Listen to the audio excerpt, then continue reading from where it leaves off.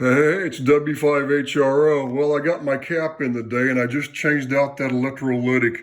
Here's the original one that was in here. This was that old original one. You could tell even the two screws that held it had never been touched.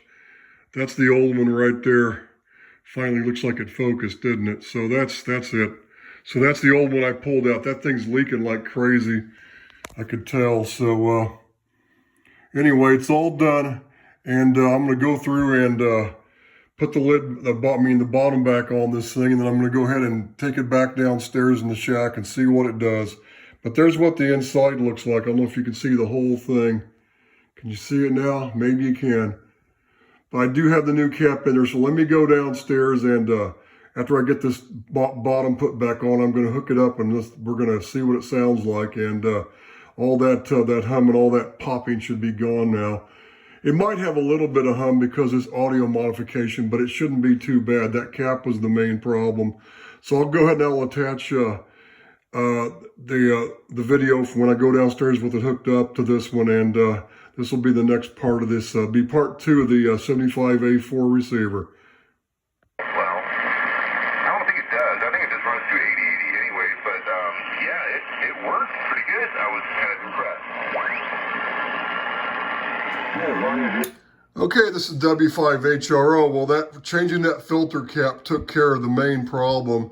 I'm no longer getting any popping, no real bad bzzz like it was getting to be. So it solved that problem. And now when I turn the AF gain level down, it's not like I can still, it still detects the sideband audio when I'm on sideband. So it fixed that problem. Now, I still get a little bit of hum through the speaker. It's only about 1/4 of what it used to be because that cap was so bad. But I guess the reason when I turned the audio gain control down, it was sounded like it was not detecting the sideband audio anymore, was because it was just, there was just too much ripple on the signal. But boy, it really cleaned up the sound. This receiver is just way too loud.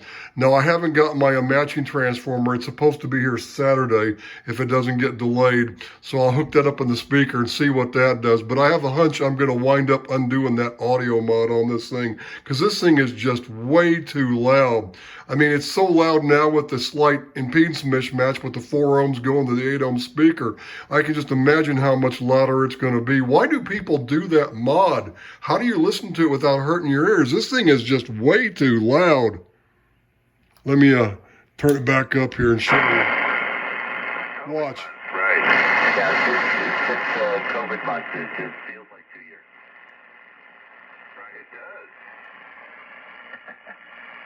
Yeah, it's funny you say that. Yeah, So anyway, but it fixed the main problem, so that's good. Now the power transformer won't crap out, because I put the voltmeter on the B positive line, and now it's just super stable. So it fixed the main problem.